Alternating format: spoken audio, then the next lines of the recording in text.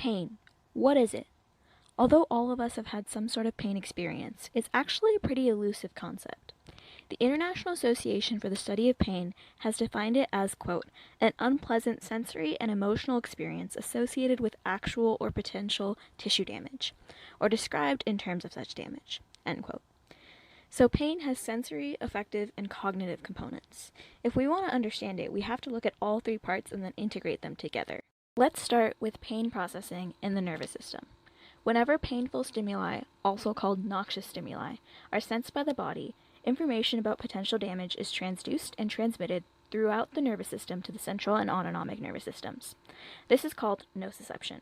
Nociception is helped by specialized receptors called, wait for it, nociceptors. So nociceptors can be attached to two different kinds of fibers, myelinated A fibers, which conduct sharp pain, and unmyelinated C fibers, which conduct dull, throbbing pain.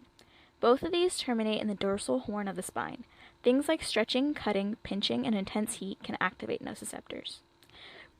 From the dorsal horn of the spine, messages are relayed up the spinal cord to output on the thalamus. In particular, nociceptive pathways end in the part of the thalamus known as the ventral posterior lateral nucleus and the ventral medial nucleus. The thalamus then acts as a relay station for this information to be given to the rest of the brain. Now, just knowing about pain is a useful tool for us, as it allows us to move away or defend ourselves from the stimulus that is causing us pain. However, the brain doesn't just passively receive information about noxious stimuli, but it also actively regulates sensory transmission. This descending system includes a host of brain areas, including the amygdala, the hypothalamus, the periaqueductal gray, the basal ganglia, the insula, and the anterior cingulate cortex.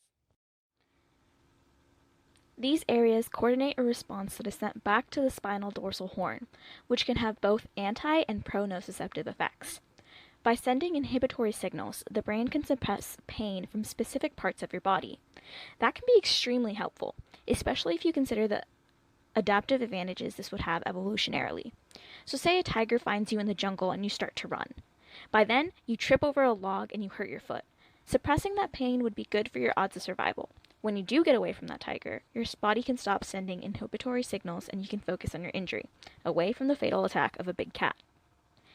Nowadays, however, most of us aren't surrounded by big cats, yet some of us still ignore or don't feel pain as easily as others. There are a few reasons why some people feel more pain than others.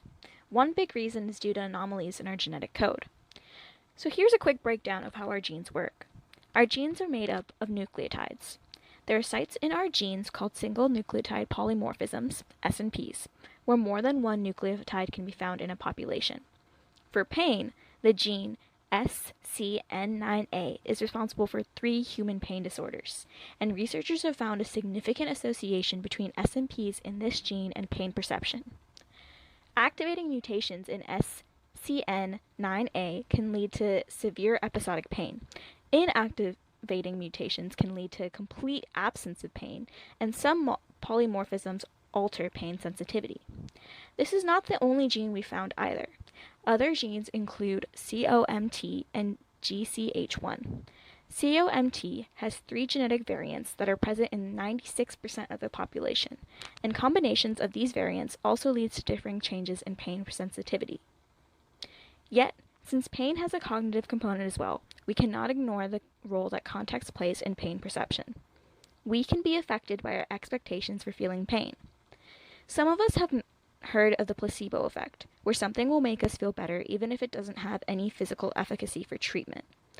Yet we are also affected by negative expectations. So pain induced by a, quote, nocebo effect can be just as strong as actual exposure to pain. And anticipation of future pain stimulation can make healthy participants perceive non-painful and low painful stimulations as painful and high painful, respectively.